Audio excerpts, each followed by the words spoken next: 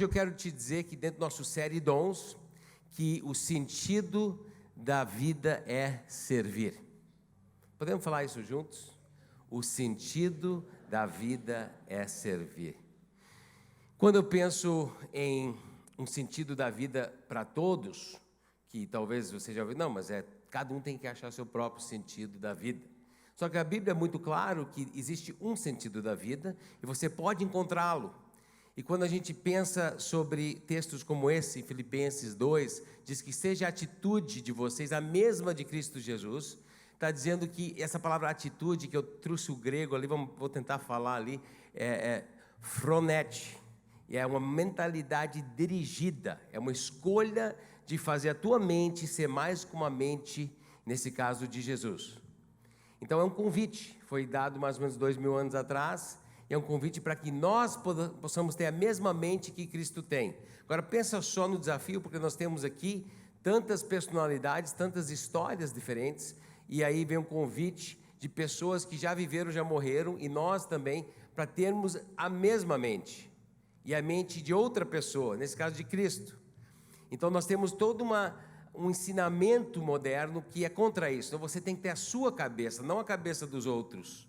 Me lembro conversando uma vez com um homem que estava saindo do seu casamento e a razão dele, a desculpa dele foi: olha, eu já estou nem me reconhecendo mais, a minha individualidade está desaparecendo dentro do casamento, que a minha cabeça está sendo afetada por ela.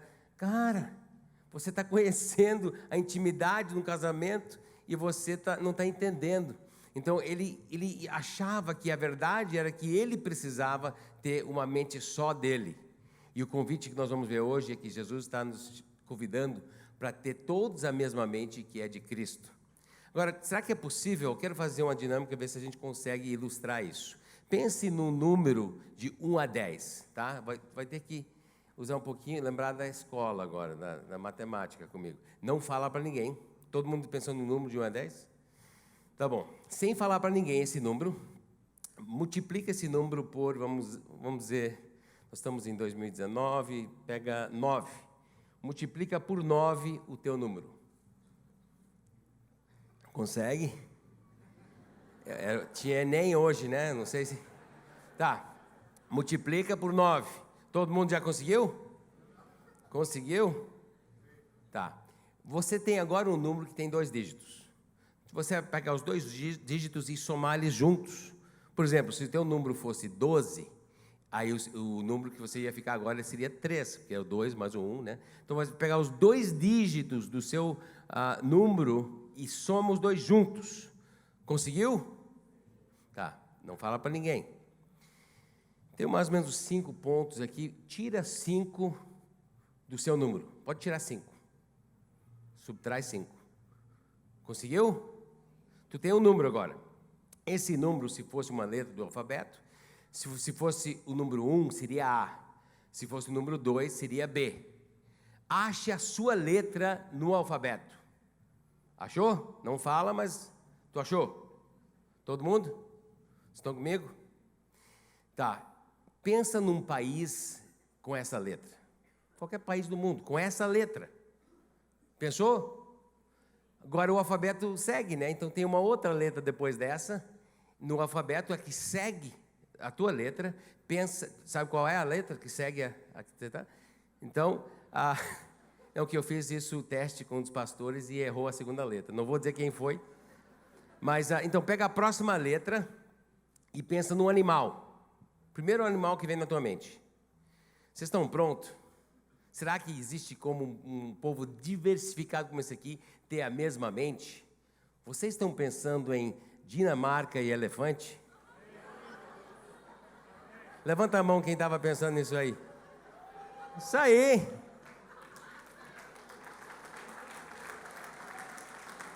Bem, como é que funciona isso? Isso funciona porque existem certos princípios. Vamos para frente aqui. Pessoal, pode ver se está fora do... Não está avançando aí. Isso funciona porque existem princípios matemáticos que estão norteando essa dinâmica. E da mesma forma, existem princípios divinos que vão nortear nosso pensamento para que, mesmo tendo passado 2000 anos, nossa geração também pode ter a mesma mente de Cristo. Você quer saber como funciona o que eu acabei de fazer? Depois eu falo, então. Mas eu vou falar como funciona ter a mesma mente de Cristo. Tem 3 princípios que nós vamos ver hoje, que é, primeiro, ele se esvaziou, segundo, ele se tornou, terceiro, ele se humilhou. Esses 3 pontos têm a ver com você ser um servo. E quando você tem um servo, como Jesus foi, você conhece o sentido da vida, porque o sentido da vida é servir, e você vai ter vitória, como Jesus teve vitória na cruz, que trouxe a vitória para nós, e nos incluiu na vitória dele. Então, quando a gente pensa nesse versículo, vamos olhar o todo do versículo.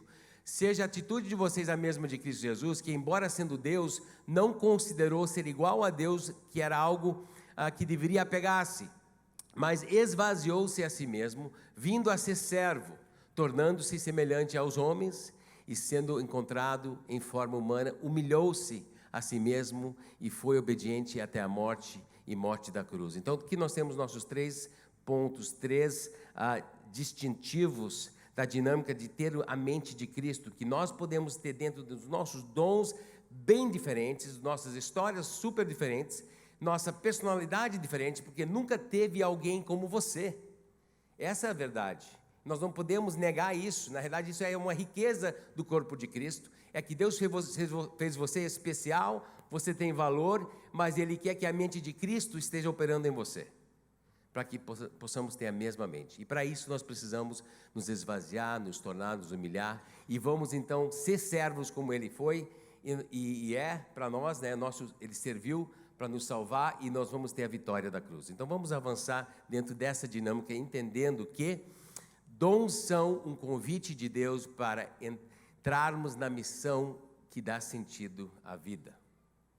Nós estamos nessa série Dons, nós temos aprendido que Deus está entregando a seu povo dons, e são para uma diversidade de dons, trabalhar na unidade da igreja, para que tudo, através da mente de Cristo, vá para frente.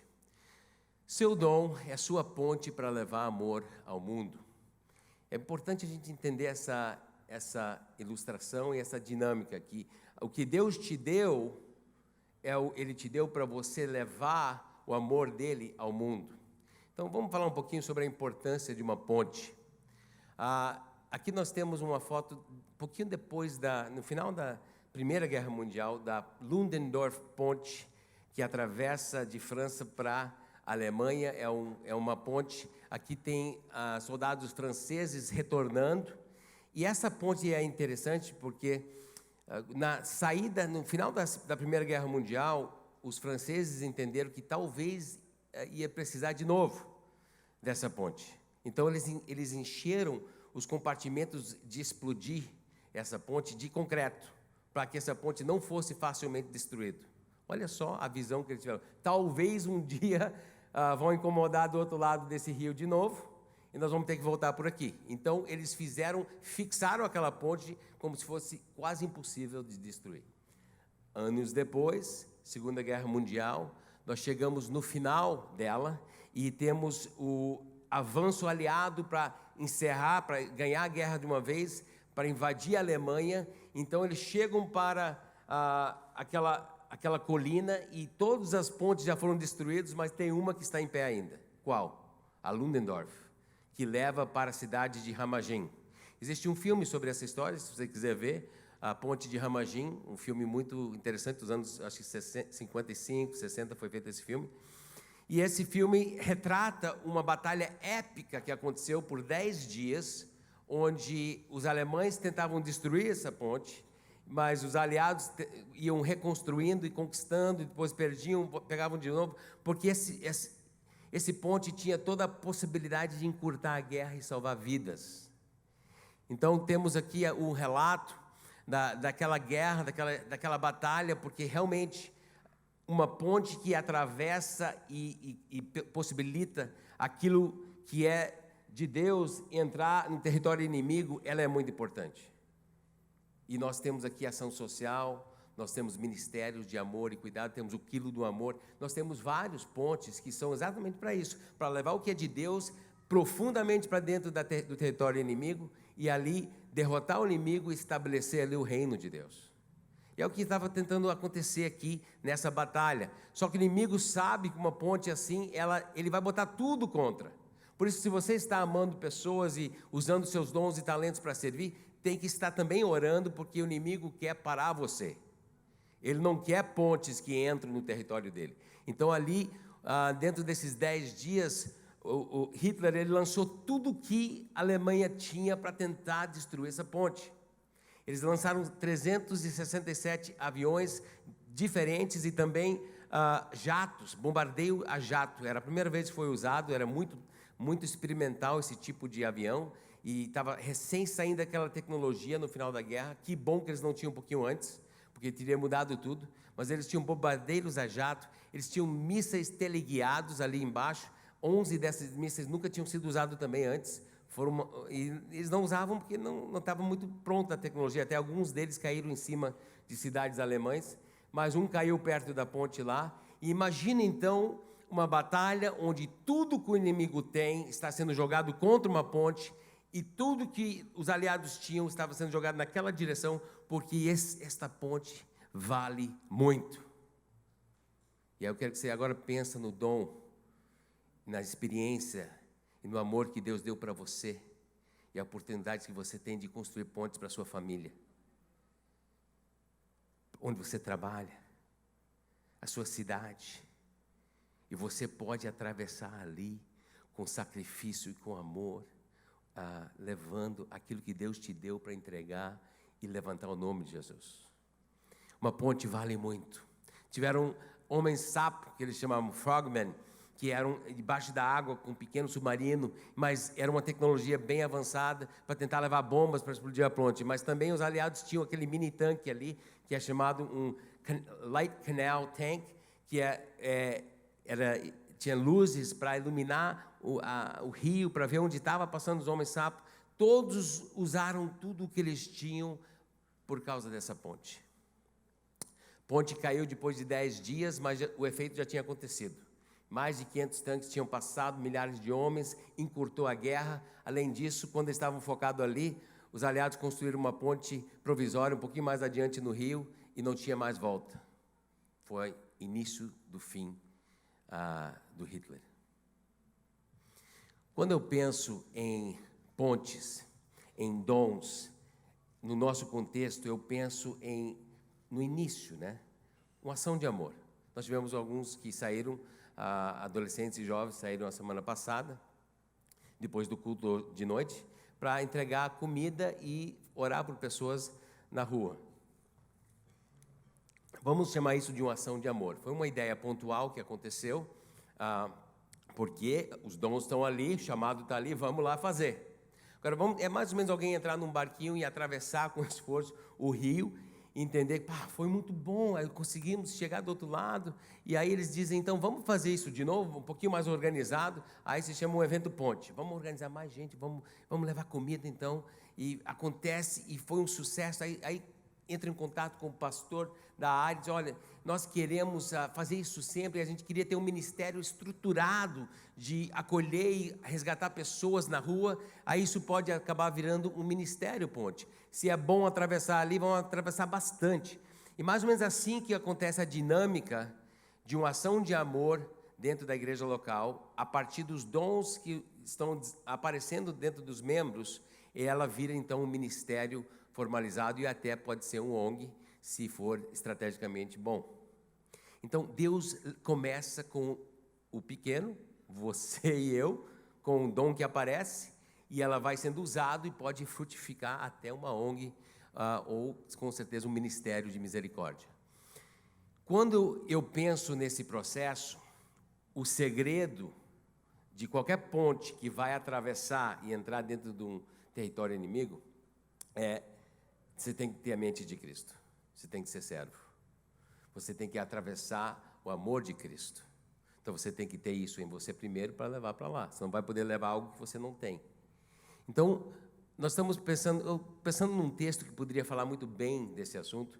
eu pensei no texto que eu considero como filosofia de ministério de Paulo, 1 Coríntios 9. Aqui nós vamos encontrar Paulo falando como ele faz as decisões que ele faz. E, inclusive, nós vamos encontrar uma direta ligação com a mentalidade de Cristo que foi falado ali. Nós vamos ver Paulo se esvaziando, nós vamos ver Paulo se tornando como, e nós vamos ver Paulo se humilhando. Para quê? Para se tornar um servo. E um servo que vai vencer no final da vida dele, ser um servo vitorioso. Então, eu achei muito legal a ilustração daquele texto de ter a mentalidade de Cristo dentro desse texto de 1 Coríntios 9 na vida de Paulo. Eu queria trazer isso para nós olharmos e enxergarmos a nossa vida aqui também.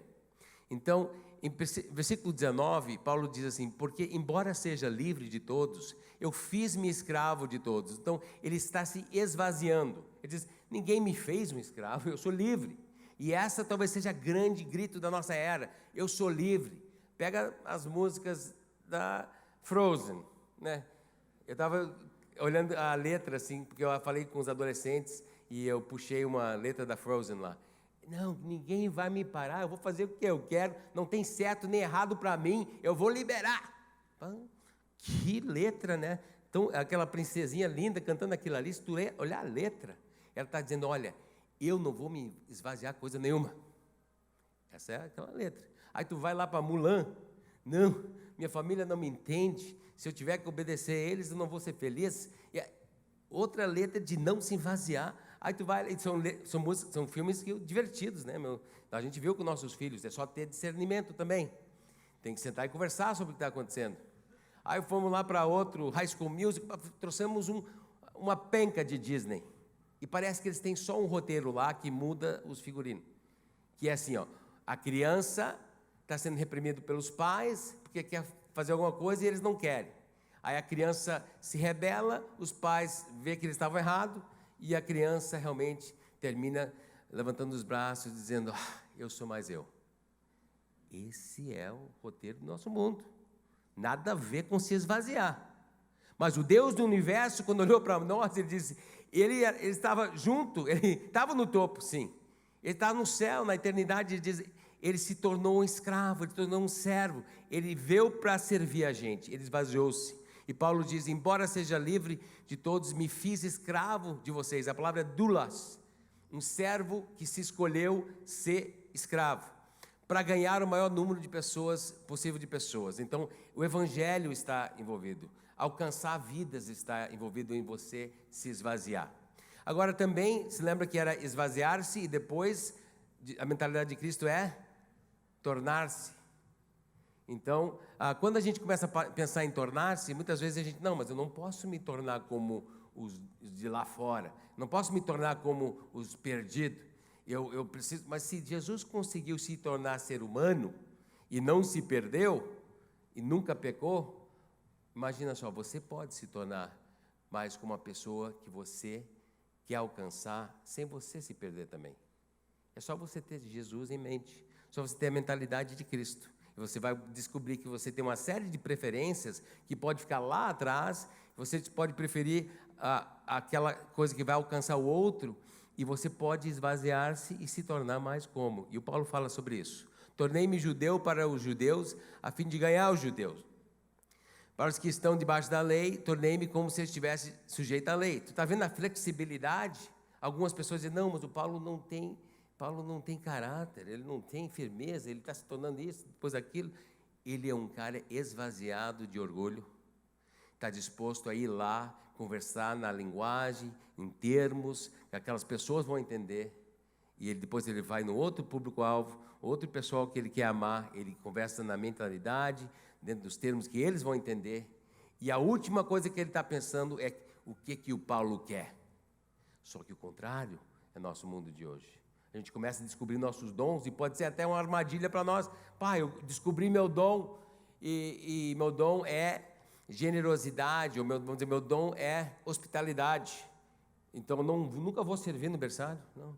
Meu dom é outro.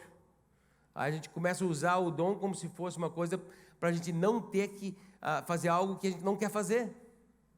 Quando, na realidade, uma pessoa que é esvaziado de si, que ela se torna aquilo que precisa para alcançar uma necessidade, ela vai usar a hospitalidade dentro do berçário ali, onde tem uma necessidade.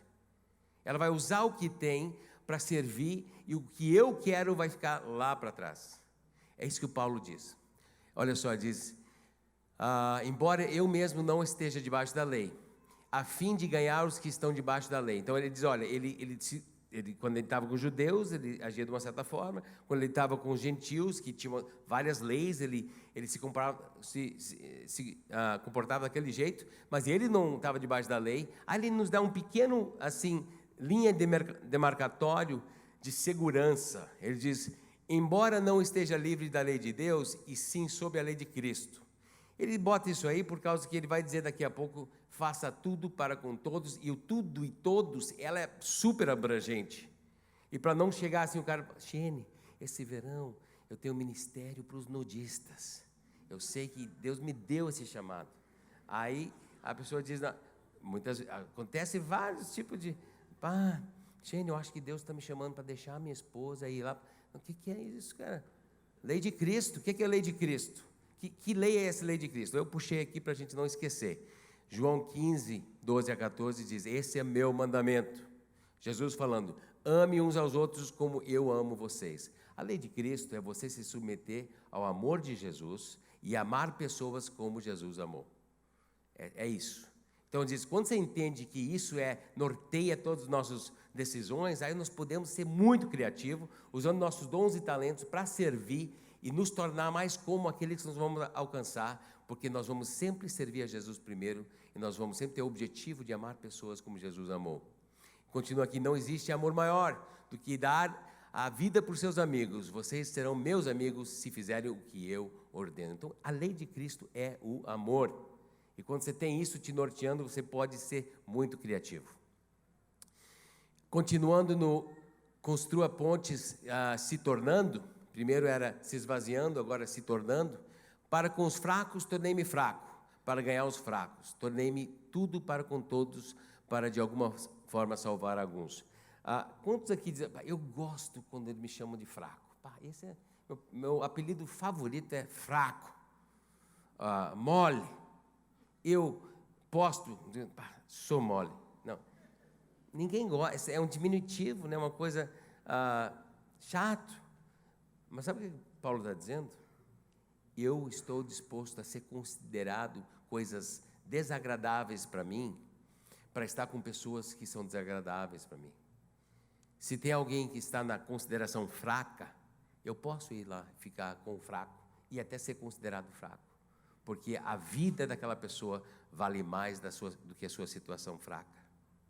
E quando nós estamos falando de pessoas esvaziadas de si, pessoas que estão dispostas a se tornar e ter a mentalidade de Cristo, muitas pontes serão construídas através dos dons e talentos que Deus deu para a igreja, quando nós estamos dispostos a nos tornar fracos para alcançar os fracos. Para de alguma forma salvar alguns, faço tudo isso por causa do Evangelho, para ser participante dele. A conotação contrária é que se você não faz isso porque você não quer ser considerado fraco, você não é participante do Evangelho. Você não está com Jesus avançando o reino. Mas quem está com ele na mentalidade dele se esvazia, se torna, e agora também vamos ver, eles vencem juntos. Lembra que tem mais um ponto que vai, mas na construção do texto, vem agora a vitória da cruz, e depois vamos para o terceiro ponto, que é humilha-se.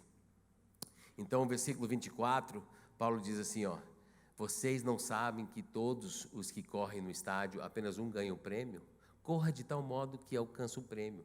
Nós temos um valor aqui, eu coloquei aqui, que é de servir com humildade, eficácia e criatividade. Nós queremos servir porque Jesus nos comandou a servir, né? Ele serviu e temos que servir. Mas não de qualquer jeito, nós precisamos servir com humildade. É isso que nós estamos falando, de se esvaziar, de se tornar, mas também com eficácia. Essa ponte, ela precisa atravessar o rio. Aliás, tem 3 verdades, você pode anotar, não estão nas anotações, de pontes que são eficazes. Que elas são? Primeiro, elas atravessam, elas partem na direção certa. Então, se você quiser fazer uma ponte, vamos dizer que tem um rio aqui, e eu quero chegar ali, a ponte não pode partir para lá. Aí não vai dar certo. Muitas vezes igrejas fazem pontes para dentro. Um baita evento que só atrai crente. E os outros não gostam. Então, se tu quer alcançar uma pessoa que não conhece Jesus, tu tem que ir na direção deles. Imagina. E não, às vezes, a igreja também é craque. Graças a Deus, nós não priorizamos isso, não queremos isso, de fazer ponte para dentro de outra igreja. Não, a ponte tem que ser para dentro do território inimigo, onde tem pessoas que precisam tanto do amor de Jesus. Então, essa ponte tem que partir na direção certa. Segunda coisa, ela precisa atravessar o rio, né? Imagina se tu faz todo um processo e todo um evento, e aí essa ponte termina no meio do rio e cai tudo para dentro da água. Ponte fracassada. Então, isso eu consideraria um grande evento que no final nem se fala de Jesus, passa aquele evento e é evento. E não tem nada de discipulado, não tem nenhuma pessoa conhecendo Jesus. Então, você realmente fez uma coisa, mas você não conseguiu chegar do outro lado. E a terceira verdade sobre pontes eficazes, elas partem na direção certa, elas atravessam para o outro lado e elas estão indo numa direção de um destino almejado. E para nós que somos discípulos de Jesus, qual é esse destino? Nós queremos ver Deus levantar outros discípulos de Jesus. É isso. Nós queremos Deus nos usar como discípulos fiéis, com os dons e talentos que Ele nos deu, através de uma mentalidade de Cristo, onde nós vamos nos esvaziar, nós vamos nos tornar mais como, e nós vamos humildemente servir, entregando o amor de Jesus numa ponte que vai levar talvez para uma outra ponte, que vai levar para uma outra ponte, mas o destino almejado é que Deus vai levantar discípulos de Jesus aqui na terra. E nós vamos participar disso, e nós vamos encontrar sentido da vida, porque o sentido da vida é servir. Vitória da cruz, então, é você correr para vencer. Então, você tem que fazer para que seja eficaz. Agora, chegamos naquele terceiro ponto, né? Esvaziou-se, ele tornou-se e ele humilhou-se. Então, olha só aqui em 1 Coríntios 9, 25 a 26. Construa pontes se humilhando. Todos os que competem nos jogos se submetem ou se humilham para um processo de treinamento rigoroso.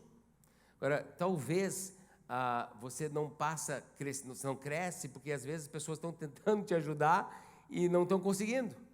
Né? Imagina, talvez se alguém entrasse em contato contigo, querido, tu posta coisas muito compridas nos grupos WhatsApp, e são estudos de outra pessoa, e dá para ver que aquilo ali tu não teve nem tempo tu não escreveu, né?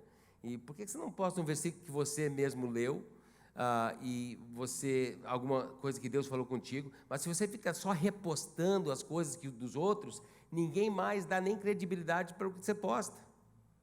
Então, querido, talvez você está perdendo a influência que você poderia estar ganhando. Então, imagina se alguém chega e fala assim, não gostei, aquele cara ali foi rude comigo, mas ele foi honesto.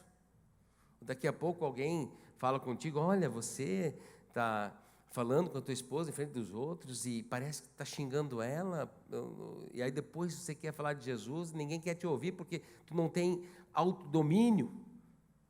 Então, aqueles que estão dispostos a crescer, eles estão dentro de um processo rigoroso de crescimento e de treinamento, tanto dentro da palavra quanto na vida real, e estão se submetendo, se humilhando para realmente crescer.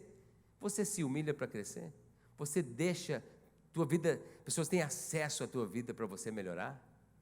Depois de uma pregação dessas, hoje eu não sei, não vi se tem palavra escrita errada, mas de manhã tinha, os números estavam errados nos pontos, estava tudo número 1, e dizia, número 1, construa pontes, e eu já tinha visto, mas foi tarde demais, e chegou um irmão querido aqui, Xene, tu viu que estava errado os números? Obrigado, estava errado mesmo, vou mudar para de noite. Olha, você tem humildade para crescer assim, porque o processo das pessoas que Deus usa para fazer um grande impacto nesse mundo são humildes o suficiente para se submeterem a um treinamento rigoroso, para obter uma coroa que logo perece. Agora, o povo, olha só, o povo da época de Paulo estavam se submetendo ao treinamento rigoroso para uma coroa que parecia, era uma coroa de folhas, assim, tipo Olimpíada, era pré-Olimpíada, né? Antes das Olimpíadas, esse tempo, mas era aquela coroa de folhas, assim, isso vai embora, para obter uma coroa que logo perece, mas nós o fazemos, o quê? De treinamento rigoroso. Nós fazemos isso para ganhar uma coroa que dura para sempre. Sendo assim, eu não corro como quem corre sem alvo. Em outras palavras, tem que ser humilde o suficiente para botar um objetivo, um alvo, e ver se eu estou alcançando. Aí eu trouxe aqui uma palavra, avaliação, PDCA. Não sei se você fala Nishio. Nishio é uma linguagem japonesa que nós temos aqui, de organização, gerenciamento, que nós estamos aprendendo. O nosso querido Cláudio Nishio, não sei se ele está aqui hoje, mas ele está nos ajudando a crescer nessa área de organização. E PDCA é aquele processo de planejar, de ir lá fazer, depois checar, depois você vai agir para melhorar. Então, você e teu ministério familiar, vamos começar em casa, a maneira que você trata seus filhos na mesa. Você se permite um processo de crescimento? E para ver se você está atingindo o alvo? Talvez você está tendo mesa? Existe mesa na sua casa onde você senta para jantar ou para almoçar, para ter uma conversa em volta da comida? Começa por aí, começa com essa pergunta. Mas você se permite ser moldado? Porque ele diz, eu não corro como quem corre sem alvo, e não luto como quem esmurra o ar. Você só vai poder ajustar se você fazer, ver que não deu certo, reavaliar, mudar para acertar e de novo, não desistir.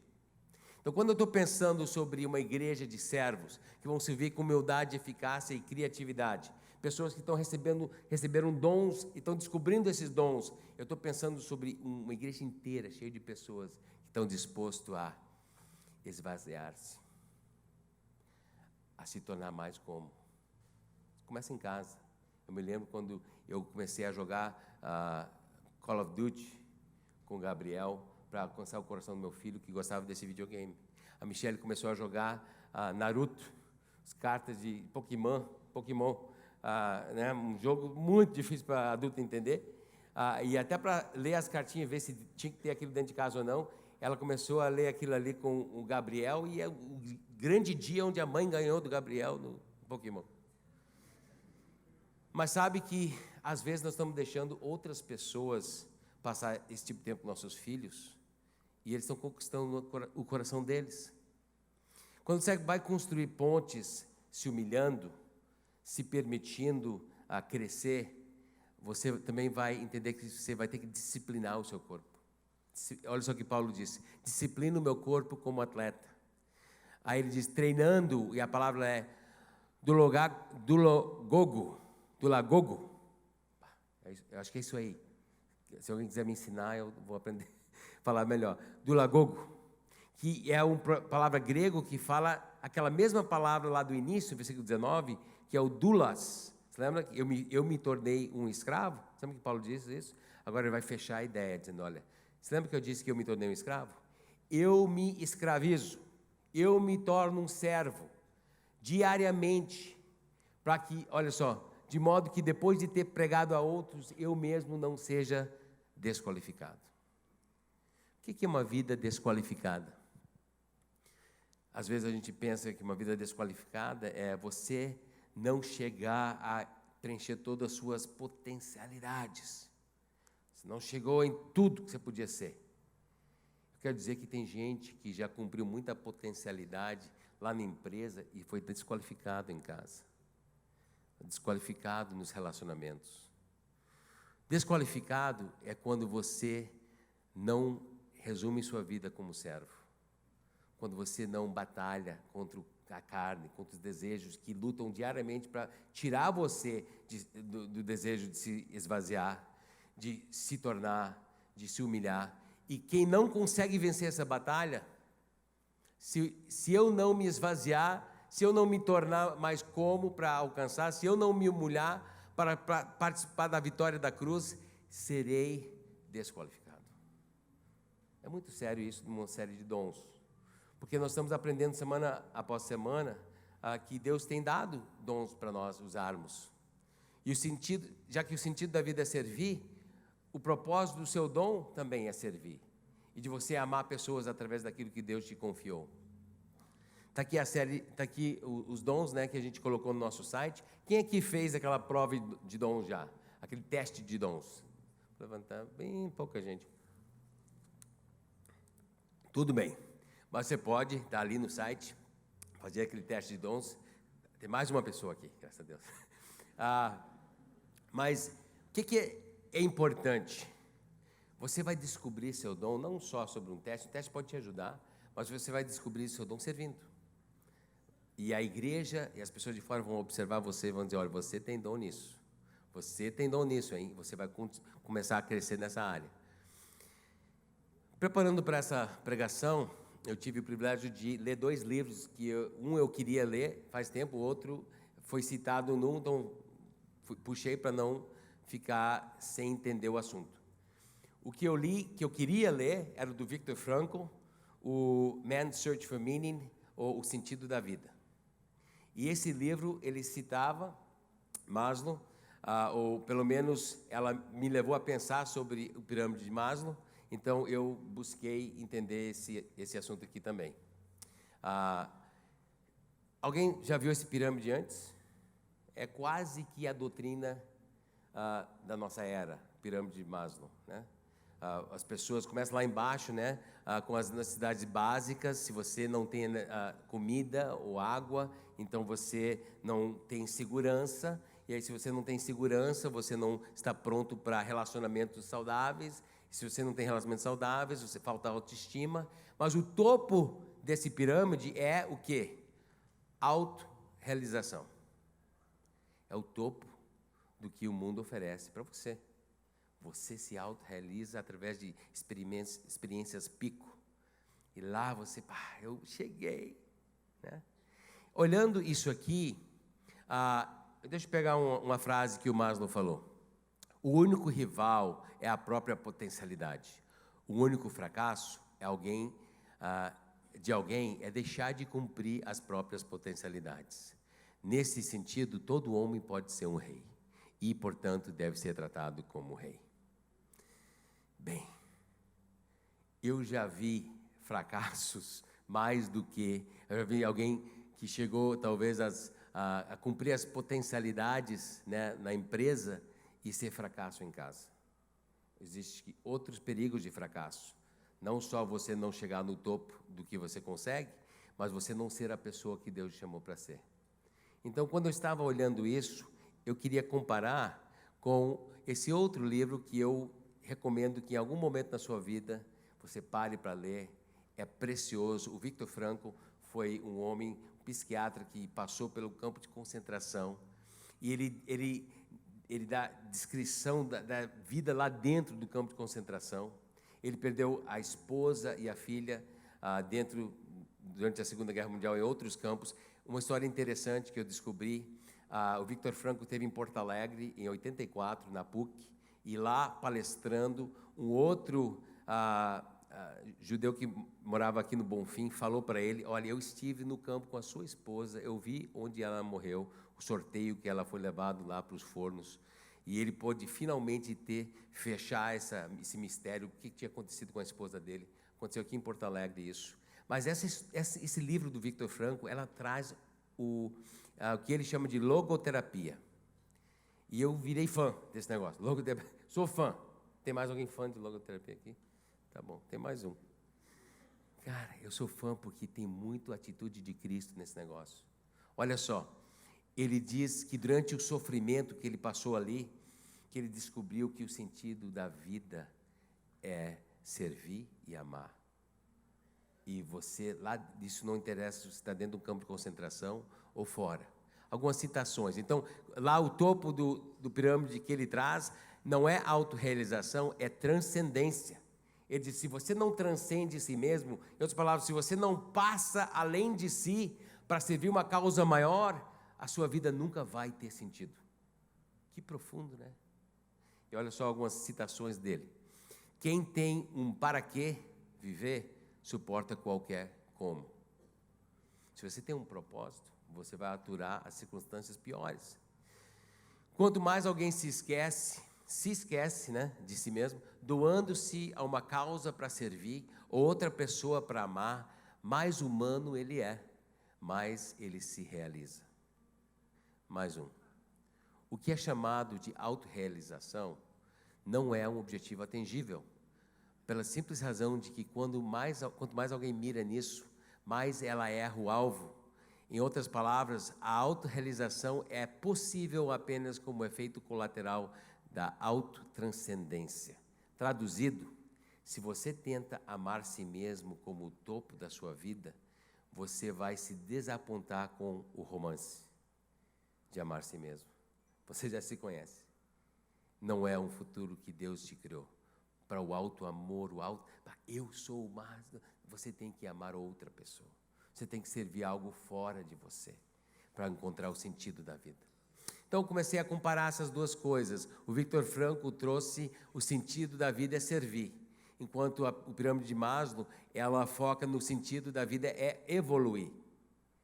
E, com certeza, existe muita coisa interessante e bem sábio aqui, nas passagens lá de necessidades básicas para segurança, para relacionamentos sociais. Existe muita coisa que realmente é verdade ali. O problema é o topo. De pensar que quando eu chegar no topo de tudo, eu vou achar eu lá em cima sendo o meu próprio fim. E aí, quando a gente começa a descobrir nosso dom, e nós não entendemos que o negócio de Deus quer que a gente transcenda nos mesmos, e começa a servir a Ele e a outros, nós vamos pensar que aquele dom é para nós, para a nossa autorrealização. Então, pensando na vida prática, como é que funciona? Você se lembra da Whitney Houston, e dessa letra dessa música linda. Deixa eu trazer a tradução da letra da música mais famosa dela, que é The Greatest Love of All. Greatest Love of All. Quer que eu cante? Não. O amor maior é não cantar essa música para vocês. Mas eu vou ler a letra. Porque o maior amor de todos está acontecendo comigo. Eu encontrei o melhor amor de todos dentro de mim. O maior amor de todos é fácil de conseguir. Aprendendo a amar si mesmo é o maior amor de todos. É o topo do pirâmide de Maslow. É ali. É para lá. Não é transcendente. Não é sobre servir outros, não é sobre servir uma causa, certamente não fala de Deus, mas é o anzol que nosso mundo engoliu. Eu falei sobre isso para nossa adolescência, eu puxei vários vídeos de filmes Disney, onde eles estão cantando mais assim da juventude, né? Camp Rock, High School Musical, e nossa família se divertiu vendo aqueles filmes, mas mostra assim a letra das músicas, é tudo o topo do pirâmide de Maslow, eu sou a realização da minha vida. Transcendência, nada. Aí eu tenho uma história que eu me lembrei preparando essa mensagem. A história de John Shaw. Até parece nosso Shaw aqui, né? John Shaw, dia 16 de novembro do ano passado. Alguém se lembra desse cara? Ele tinha um amor profundo para pessoas. Ele viajava o mundo. Ele era um cara muito aventureiro. E ele sabia de um tribo numa ilha Sentinel, lá perto entre Índia e Tailândia, tem uma ilha lá que milênios passaram e nunca tiveram contato com pessoas modernas, nunca ouviram de Jesus, não tem nada moderno lá. Alguns pescadores chegaram perto e foram mortos. É uma daquelas ilhas desconectadas da sociedade. E ele disse: eu quero levar Jesus lá. Ele chegou perto, os indianos não permitem ir para essa ilha, não, para eles tu vai atrapalhar a religião dos caras, mas ele quer levar Jesus para eles. Então ele foi lá de barquinho, tomou uma flechada na Bíblia, se defendeu com a Bíblia, né, conseguiu, e teve que nadar 1 milha de volta para o navio, onde ele estava, mas ele tinha ido até lá, com a missão de levar o Evangelho para esse povo. Então ele escreveu a carta no dia 16 de novembro do ano passado, para a família dele. Eu traduzi uma parte da carta aqui. Vocês podem me achar louco por tudo isso, mas acho que vale a pena declarar Jesus para essas pessoas. Por favor, não fique zangado com elas ou com Deus se eu for morto. Aliás, por favor, use suas vidas em obediência a qualquer chamado que Ele tem para vocês. E eu os verei de novo quando vocês passarem pelo véu. Nadou de volta para a ilha e o jornal daquele dia foi: jovem missionário americano é morto na ilha Sentinel. Claro, xingaram muito ele, né? Foi muito imprudente. Não, por que ir lá? O que ele queria lá? Ir na frente das flechas? Ele já sabia que era perigoso. Mas ele tinha um sentido da vida dele, era servir. E servir Jesus. Agora, nós não estamos no meio do mar, entre Índia e Tailândia, mas nós estamos aqui em Porto Alegre. E você tem um dom. E você tem uma história. E Deus está te convidando para sair do seu lugar de conforto, para construir uma ponte que atravessa em direção daqueles que mais precisam receber o amor de Jesus. E que chegue do outro lado, que vai em direção a formar discípulos. E isso começa com você tendo a mentalidade de Cristo, que é o quê? Você tem que se esvaziar, você tem que se tornar, você tem que se humilhar para participar da vitória da cruz. O sentido da vida é servir. Preparando para essa mensagem, eu tive um tempo com Mário Sá, nosso filósofo, para ver se eu entendia Maslow. Não quero falar bobagem. Chamei o Mário, ele me apresentou um livro lindo, A Teologia de Jesus em Logoterapia, nos ensinamentos de Viktor Frankl. E olha só essa frase que eu recebi nesse livro: as pessoas mais felizes são as que encontraram a missão de vida a que foram chamados. As mais infelizes são as que nem sequer começaram a procurar. Você começou a procurar o que Deus te deu dom para fazer? A felicidade da sua vida é servir. Deus, eu peço que você possa levantar servos aqui, Deus. Eu peço que você possa abrir o coração do nosso povo e nos instruir quais são nossos dons, que nós possamos colocar isso à disposição e que milhares de pontes individuais começam a aparecer no mundo espiritual, entrando em casas, entrando em ruas, em becos, para alcançar as pessoas que estão numa posição fraca, para alcançar pessoas que estão diferentes que a gente, para a gente poder levar o amor de Jesus através dessas pontes, e que nós possamos ter um povo cheio da humildade de Cristo, que vai mudar o contexto dessa cidade para sempre. É isso que eu oro. Você está comigo? Vamos ficar em pé. Se Deus falou contigo sobre algo específico, agora eu quero dizer assim, muito específico. Deus disse para você hoje: filho, talvez você nem me conhecia até hoje, mas eu quero você na minha família. E hoje é o dia de você se entregar a Jesus, de você descobrir que Ele te deu um dom também. Se esse é teu dia, eu quero orar com você. Durante essa música, sai do seu lugar, vem aqui para frente, nós vamos orar junto. Eu já vou estar aqui orando, mas Deus falou com você: hoje é o dia de entregar a sua vida a Jesus. Eu quero orar contigo. Tem alguém que entendeu isso hoje? Hoje é o dia de entregar minha vida a Cristo. Tem alguém? Amém. Tem mais alguém? Queremos orar contigo. Pode sair do seu lugar, nós vamos orar aqui. Vamos cantar, eu vou orar com as pessoas. Pode, daqui a pouco vai criar coragem, pode vir. Nós queremos orar contigo. Um dia de entrega.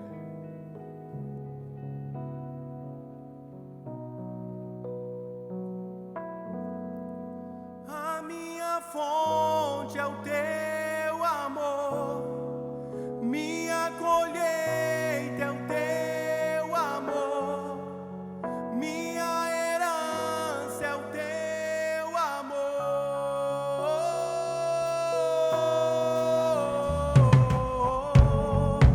A minha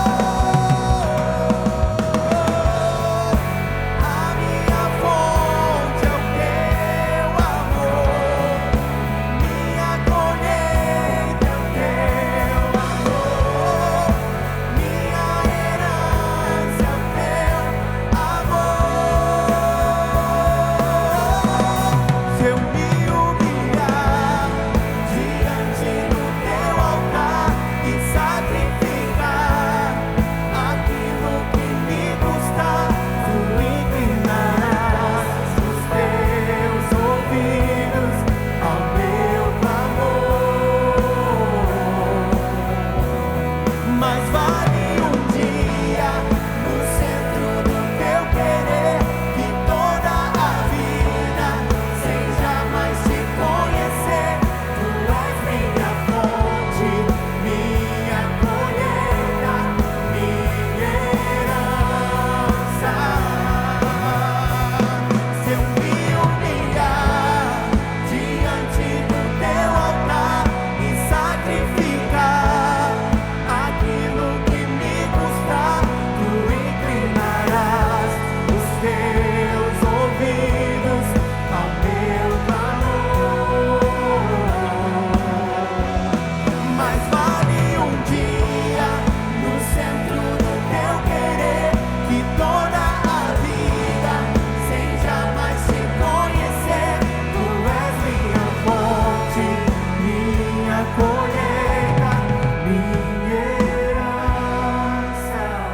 Deus, nós queremos pedir que você possa esclarecer dentro da mente de cada um que veio com uma decisão de entrega, que eles possam saber o que significa de abrir seu coração para Jesus, de entregar, pedir perdão dos seus pecados e receber esse perdão e ser transformado de morto espiritual para vivo espiritual e de ser dado vida eterna. Deus, obrigado por isso que está acontecendo na vida daqueles que estão se entregando. Mas, Deus, eu também quero pedir para aqueles nossos membros que têm dons e talvez até hoje não tenham se permitido ao processo de se esvaziar, de se tornar, de se humilhar, mas eles estão ouvindo o teu Espírito chamando eles para fora.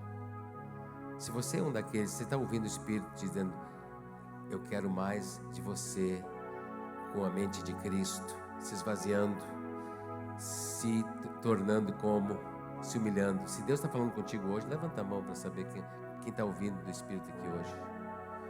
Amém. Deus nos usa para criar pontes para dentro dessa comunidade, para levar o seu amor, em nome de Jesus. Amém.